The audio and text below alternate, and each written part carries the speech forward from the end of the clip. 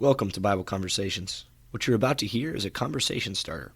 We hope that you will be encouraged to go out and start a conversation about the Bible. In John chapter 17, we read about Jesus saying a prayer to the Father before he is betrayed, to be led to be crucified.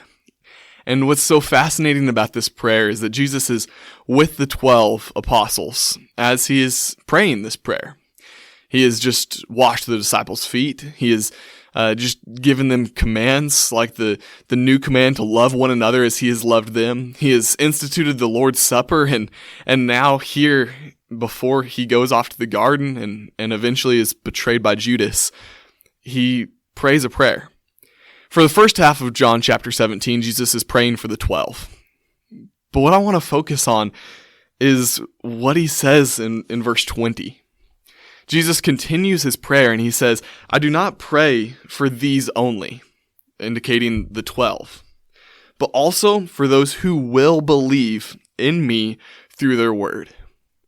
Jesus, 2,000 years ago, as he's praying for the church, literally said a prayer for everyone who is in that church today. Jesus prayed for people today.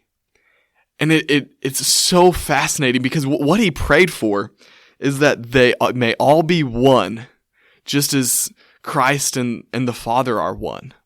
Jesus prayed for this unity. And this unity, it comes from love. We read down in verses 23, 24, and 25 that it's this love that has existed since before the foundations of the world, before time even began. The Trinity, the Father, Son, and Holy Spirit, they loved one another. That's what brought about their unity. And Jesus prays to the Father that we today may be one as they are one. Jesus is praying that we love one another as Christ loves the Father, as the Father loves Christ. Now, I want you to ask yourself, do you love your brothers and sisters in that way? Do you love your brothers and sisters in the church, your fellow Christians, more than just as an acquaintance, but truly love them as the Father loves the Son, as God the Father loves Jesus Christ? Do you love your brothers and sisters in the church today?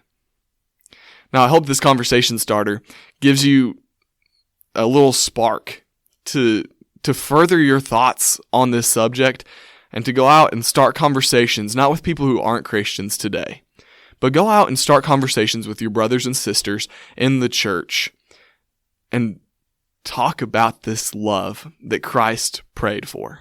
Thank you for listening to today's conversation starter. We want to ask you to please let us know, what kind of conversations are you having in your life based on these conversation starters? And also, if you need any help, need anything that you want us to record a conversation starter about, please let us know.